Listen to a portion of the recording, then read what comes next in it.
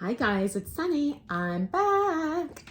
So last week I posted a video sharing my personal story of how I got into ballroom dancing. And a little black bedroom made a comment on that video. Thank you. And I'll share that with you. Thanks for answering my questions. You're a terrific storyteller, and I enjoy these personal stories as much as your commentary on dancing queens and ballroom competitions. So in response to that, I'm going to share another personal story today. And if there's other stories about my ballroom dance life, my life in ballroom dancing, please comment below, and I'm totally happy to share whatever you're interested in hearing more about. So today I'm going to share with you the singular most shocking thing I ever saw in ballroom dance competition. I'm still gobsmacked to this day. So I'm going to share that story with you. So you might know, long before Dancing Queens, long before Dancing with the Stars, there was a show broadcast on PBS, Public Broadcast Network, that showcased ballroom dancing. And that show was called Championship Ballroom Dancing. And it was very popular, so they aired it many times throughout the year on PBS, including in their sweeps week, where they do like a hardcore press for fundraising so they can raise enough funds for the next year. And they raised a ton of money off of that show. Okay, now you might not know that show was filmed at the in Columbus, Ohio, at the Ohio Star Ball every year. Okay, and how that kind of program worked was they had a little bit of a format. They would film the final for the pro standard, the pro Latin, the pro rhythm, the pro smooth. And then I'll call it a dance-off, which some comps do have for pros, where if you make that final, you do another final dance-off at the end against the top pros in each of those other divisions, and they select kind of the top pro of the competition, the top pro couple of the competition. So the nice thing about a show dance, it's not like a comp round. You hand select your music. You know what's going to be played. You often tell like a little story along with that show. Select drops are allowed, or little lifts, or props. So it's really fun to perform one of those, and it's also great fun to watch, okay? So at this year, there was discontent, well, over many years running, and it kind of grew to a head this year. Where the top pros, particularly the Latin finalists, no longer wanted to be filmed without personal compensation, which they had done for free for years. It's not something I personally agree with. I feel like your benefit is in promoting yourself as a professional. You're at the comp anyway. It's not like Dancing with the Stars where you're doing extra work. At the same time, I absolutely empathize with those pros because I honestly feel resentful when other dancers film me dancing and then pilfer my choreography, which I have paid hundreds of thousands of dollars for, that's custom made for me. So for my example, I even had a couple of very custom figures that I was the only one doing in dance sport at the time, choreographed by Italian coach Gianni Dioria.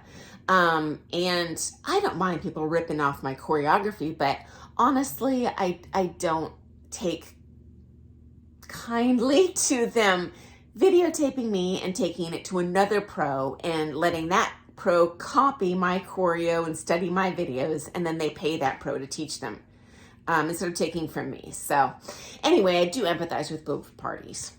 And it came to such a crisis point this year that many of the top Latin pros in the U.S. threatened to boycott, and some did. But the number one pro couple for Latin in the country, Bill Sparks and Kimberly Mitchell, did show up despite the controversy and despite their personal feelings. And as expected, they won the Latin pro final. And so they were being filmed for the show, and we're going to be filmed for the show dance, which is kind of the show's grand finale each year. And they would film this over the course of multiple episodes on their TV show. So Bill and Kimberly walked on the floor for that final show dance-off. And as expected, danced spectacularly well. It was loved by all. And just before that song ended, Kimberly grabbed Bill's costume and ripped the whole thing off. So it was a pre-planned tear-off costume. And underneath, he was wearing the tiniest string thong bikini, bright yellow, only covering his private bit very tightly, that I have ever seen in my entire life. The entire room let out a collective gasp. It was shocking. I'm still shocked to this day. The room was dead silent, and all you could hear was, it was stunning. So obviously PBS could not use said footage, and they had invested bringing this film crew all the way out there. They, filmed the entire week of comp rounds. And so anyway, after that event, PBS actually heavily edited and kind of cut something different together that year just to whip stitch something and make it worth their efforts. But it was not the show we had previously seen. And unfortunately, due to that, it was the last year they filmed that show and broadcast it. That was the 20th anniversary of Championship Ballroom Dancing on PBS, by the way. So to be clear, this was a calculated move. Especially since there are actually strict rules that apply to show dance too. And one of those rules encompasses like props and tear-offs and etc. And so they did this knowing that they would be disqualified from winning. And it was a legit comp. They very likely would have won had they not done that. And so here's some kind of hot tea that was little known in the dance community at that time. Sam Sedano, the organizer, the owner of the Ohio Star Ball where this was filmed, and Bill Sparks, the top Latin pro in the country at that time, were in a partnership in the biblical sense. So clearly Sam was in on this too, or at least that's my opinion. I don't know that for a fact, but I can't imagine he wasn't. And maybe this was Sam's little gesture to PBS as well, because things weren't going his way in terms of the finances for that, because Sam did largely pay out of pocket for that production cost. And as far as I remember, they never even mentioned the Ohio Star Ball on that program. They just called it Championship Ballroom Dancing. So we had no ad benefit to that either, but he also knew they were making bank on his production. Another kind of hot tea, very little known industry insider secret you wouldn't know unless you were, friends with these, elite level people at the time, is that, Sam also was having issues with the show filming there, and he not only was not getting compensated, he was actually contributing to that production cost. And again, no benefit to him, even in advertising. So I see where everyone's coming from, but in a nutshell, that was by far my most shocking experience. So I thought you might enjoy hearing that. And again, I'm not monetized.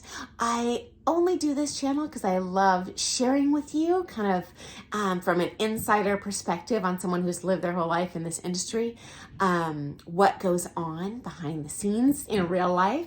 And if there's another personal story you'd like to share, please comment below. I'd love to share that too. Please give me a thumbs up, press subscribe, and I look forward to seeing you tomorrow. Have a great day, guys. Hope you enjoyed. Toodles!